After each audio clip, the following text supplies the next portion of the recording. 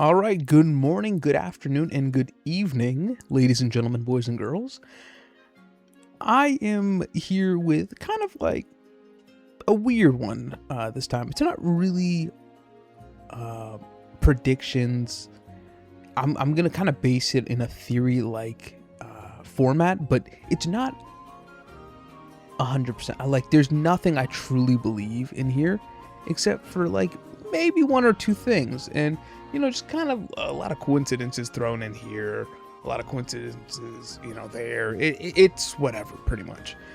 But I want to share it. It's fun to throw ideas into the pot, and maybe somebody who actually knows what's happening will figure out something based off these ideas and stuff.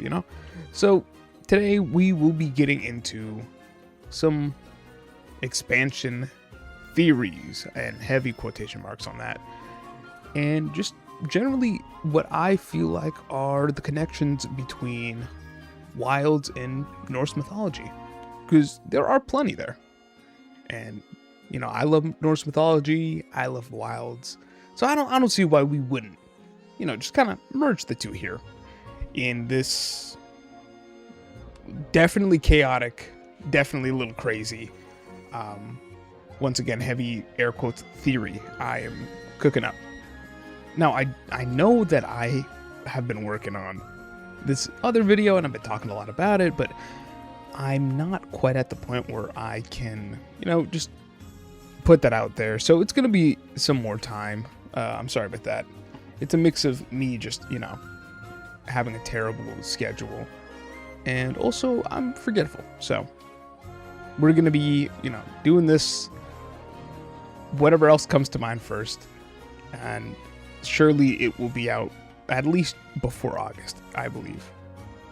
So that's the closest I can get to like an actual release time.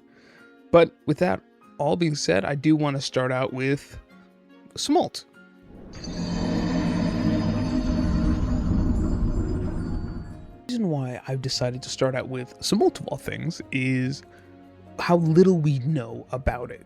Right? That's why, the start of the thing is about the two unknowns. It's because we don't know anything about it. But the other thing we don't know about, and what I'm connecting it to, is of the eagle that sits upon the world tree. Now, I was saying earlier that there's not a lot I'm firmly cemented in. One of the things I am cemented in is that Smalt will be fully a bird and not some weird snake-like bird thing like Quetzalcoatl is. I firmly believe that if we're going to get Smalt in the way that it's spoken of, that we would get a giant, straight-up eagle. Which is why I'm, connecting it to the eagle that sits upon the world tree. Now, we don't know exactly what it does, or its name. We know very little about it. All we know is it hates Nidhogger, who sits at the roots of the tree.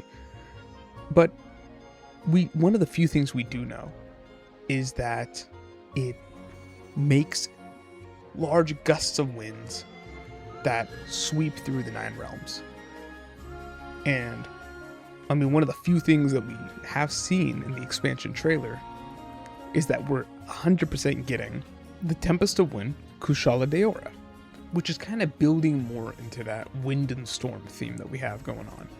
But on top of that, one of the few lines that even reference Smalt states, "Now we will stride the wind and soar like the great bird Smalt." Which, I mean, yeah, obviously birds, soar on the wind. But what if it's hinting at more of this ability to control or to summon winds, right? Like, it wouldn't be too uncommon. We have a storm dragon, of all things. We have beings who command the elements already. Like, it wouldn't be too far-fetched to assume that Smalt has some kind of control over the wind, especially with how presumably large its wings are going to be. I mean, already we have very large birds, IRL, with incredible wingspans. To assume that a monster bird would have one even wider is not even far-fetched. It's to be expected. But to go more into stuff about the eagle and Sumult would be honestly just repetitive, because there's really not too much to say about either bird. We can assume what their roles are, but once again, we have no knowledge of what they do. I could assume, seeing as Nidhogg is a kind of destructive force against the World Tree, that Sumult would have kind of an opposite effect, seeing as also we know that it is a guardian of the Forbidden Lands. So we can just assume that they kind of both would play a protective role over their thing, but at that point, it's really just stretching it out to stretch it out, even if I did spend 50 seconds just explaining that part alone. So, let's get into Xochitl and his part to play with this.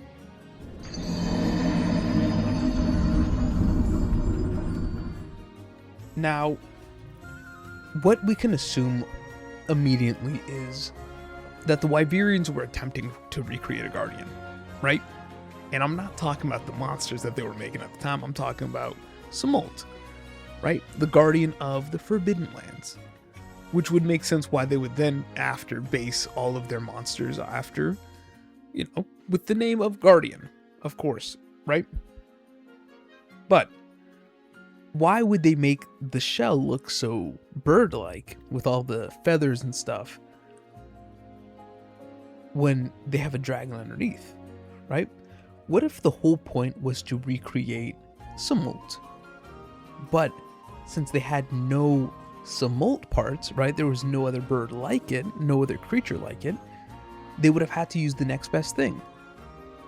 Elders, right? And just kind of cover it up as a bird.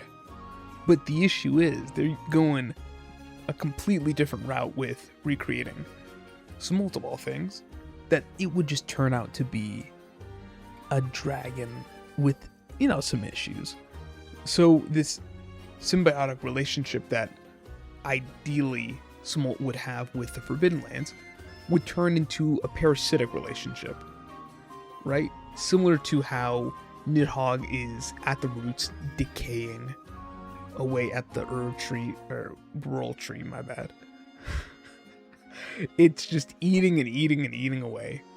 Similar to how Xochitl's, in the roots, and is just absorbing, sapping away at the energy of the Forbidden Lands. And on the topic of the Forbidden Lands, that brings me into the next section, which is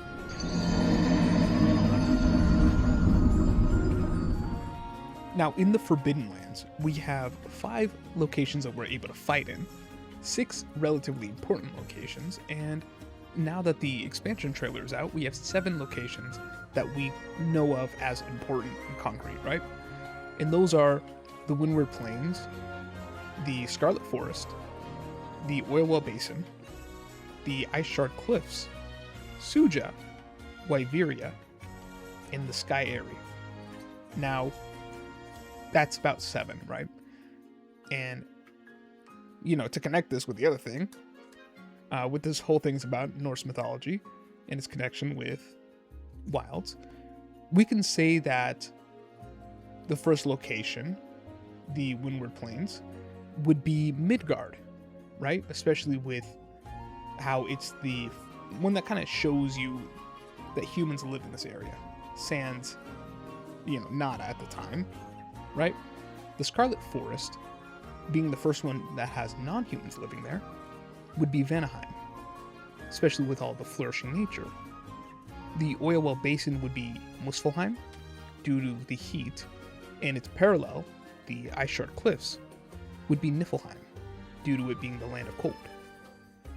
Now, Suja would be Alfheim, and Wyveria would either play the role of Helheim or Svartalfheim, due to it being, housed by mostly guardians, which are essentially just dead monsters, especially with how they're made from monster parts.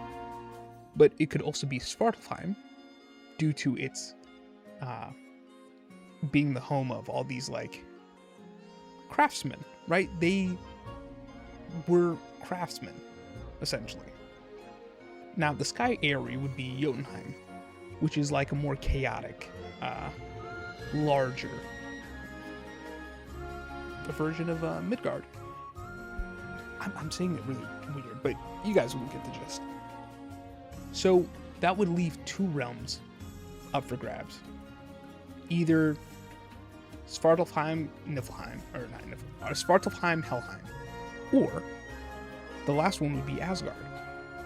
Now, with this focus on dragons, it could easily be assumed that that's going to be Asgard, right? But, I mean, if the theory goes that Nakarkos is going to be in the game, which, I mean, you know, why wouldn't it be?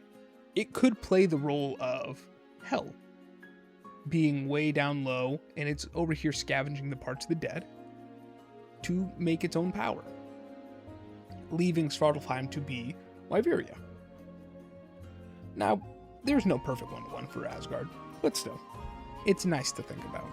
Now, another cool thing that could be a part of this whole thing is the idea that we might get a Ratatotsker type monster, right? It wouldn't be the first time that we've had an important fanged beast monster, but also it could just be an elder, right? Or some other brand new type. It would still be nice though, right? Because that would just be perfectly connected with the other 2 of Samult and Zoshia, playing the roles of Nidhogg and the Eagle. It would be nice to have a Ratatotsker type, right? It could either be the final boss, or it could just be like the flagship. It doesn't really matter, but it would be nice to see. Alright, and the final thing, I'm not going to waste your guys' time too much longer, is you notice that all of the Guardians are like actually being born out of the roots. That's kind of what started this whole thing about me thinking about the roots being the tree of life, plus the fact that we ascend upwards, the tree kind of grows higher and higher now that they have essentially the thing killing it yanked out, right? It's attached to all these different realms. It's birthing creatures in its roots, kind of like Nidhogg's children, how it uses it sustains itself off of the tree and kind of gives birth and, you know, feeds its children from the sustenance it gets from the tree. But now that, like, we see it's going up, right? So it would make sense that we're going to see the eagle from the top, or maybe Ratatotsker or whatever. But I don't know, it seems fun. Once again, this is not supposed to be taken too seriously, but, you know, if it happens, it happens. If not, whoop-de-doo. I appreciate y'all being here, you know, indulging in my nonsense. But I do gotta go. Have a good one, folks. Take care.